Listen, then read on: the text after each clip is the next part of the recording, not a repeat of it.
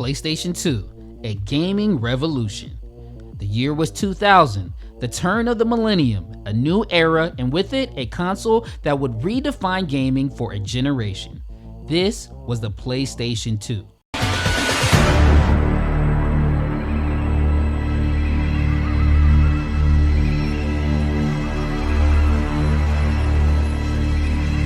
On March 4th, 2000 in Japan, and later that October and November for North America and Europe, Sony unleashed a beast.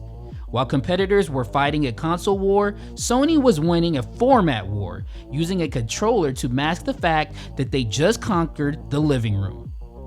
Back then, standalone DVD players were expensive, often costing upwards of $300 to $500. The PS2, priced at $299, offered a relatively affordable way to not only play the latest video games, but also enjoy movies in a higher quality than VHS. This dual functionality was a genius move, making the PS2 a must-have entertainment system for many households. I'm here for the PlayStation 2, the best entertainment system to hit the world. Especially those just starting to transition from VHS to DVD.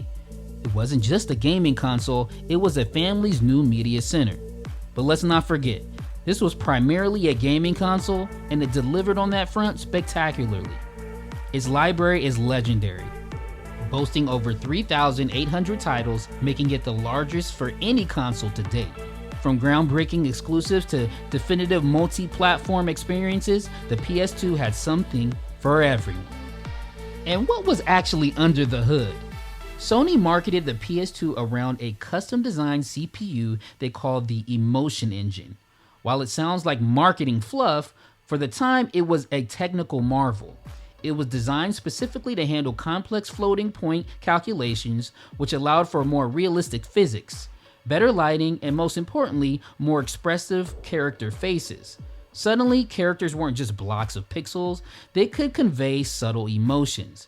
This technical leap gave birth to cinematic masterpieces like Silent Hill 2 and Metal Gear Solid 3, where the atmosphere was so thick you could almost feel it through the screen. Even the look of the console was a statement. Inspired by an old Atari computer design, the PS2's sleek, ribbed black tower felt like a piece of high-end home theater equipment rather than a toy. It was the first major console designed to stand vertically, a silhouette that has defined the PlayStation look ever since.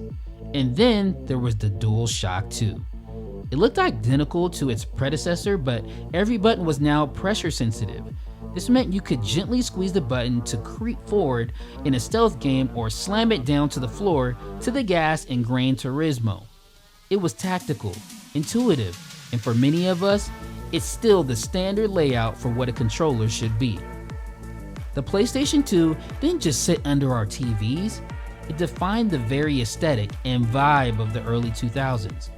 It arrived at the height of Y2K futurism, a time obsessed with sleek plastics, blue LEDs, and the feeling that the digital and physical worlds were finally merging. The PS2 was the centerpiece of the cool teenager's bedroom and the modern bachelor pad alike. And its startup sound, that iconic whoosh accompanied by rising translucent towers, became the heartbeat of a million Friday nights. It signalized a shift in gaming's identity. It was no longer a hobby for kids in bright-colored basements. It was moody, cinematic, and sophisticated. This console era fostered a unique cultural living room moment that has largely been lost to the age of smartphones. Before high-speed internet was standard, the PS2 was the social hub. It was the era of local multiplayer, where 4-player split-screen sessions of Tony Hawk's Pro Skater or Star Wars Battlefront meant a floor covered in pizza boxes and tangled controller cords.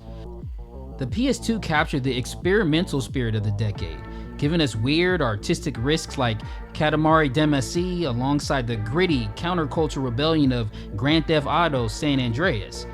It was a decade of exploration, and the PS2 provided the map. Ultimately, the PlayStation 2 remains the best-selling console of all time for a reason.